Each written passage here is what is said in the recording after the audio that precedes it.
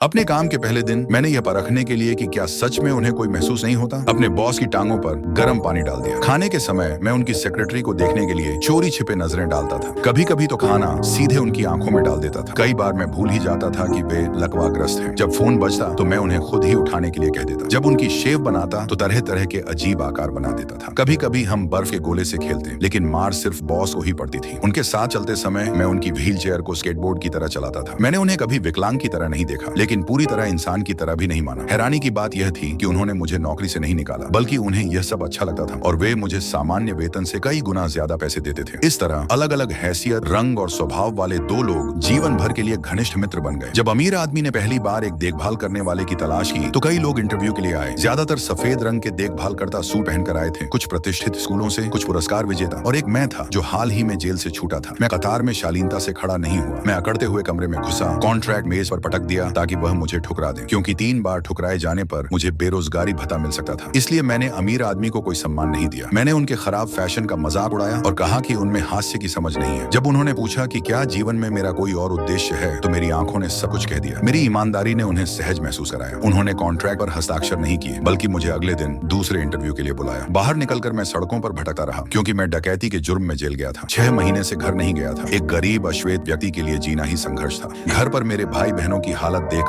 यहाँ तक कि शांति से नहाना भी संभव नहीं था। मेरी माँ अकेले सारे बोझ उठाती थी। मैं 6 महीने से लापता था। अब अचानक एक रंगीन अंडा लेकर घर पहुंचा, जिसे मैंने इंटरव्यू के दौरान अमीर आदमी के घर से चुरा लिया था। माँ जानना चाहती थी कि मैं इतने समय कहाँ था, लेकिन मैं नहीं चाहता था कि परिवार को पता चले कि मैं डकैती के कारण जेल गया था। माँ मुझसे निराश हो चुकी थी। रहने की कोई जगह न होने के कारण मैं बेघर हो गया और दोस्तों के सहारे खाना खाकर गुजारा करता था। शहर में ऊंची ऊंची इमारतें थीं, पर मेरे पास खड़े होने की भी जगह नहीं थी। सुबह सुबह मैं अमीर आदमी की हवेली पहुंचा, ये सोचकर कि अस्वीकृति पत्र लेकर चला जाऊंगा, लेकिन नौकर ने मुझे पूरी कोठी दिखाई और एक बेहद शानदार कमरा दिया। मेरा काम करने का इरादा नहीं था, लेकिन आलीशान बाथटब देकर यह प्रस्ताव ठुकराना मुश्किल हो गया। उसी समय अमीर आदमी मालिश करवा रहा था। मैं हस्ताक्षर किया हुआ अस्वीकृति पत्र उठाकर जाने ही वाला था कि उसने मुझे रोक लिया। क्या मेरा मतलब है, क्या आपको दूसरों पर निर्भर रहकर जीने में कोई परेशानी नहीं होती? क्या इससे आपको जरा सी भी दिक्कत नहीं होती कि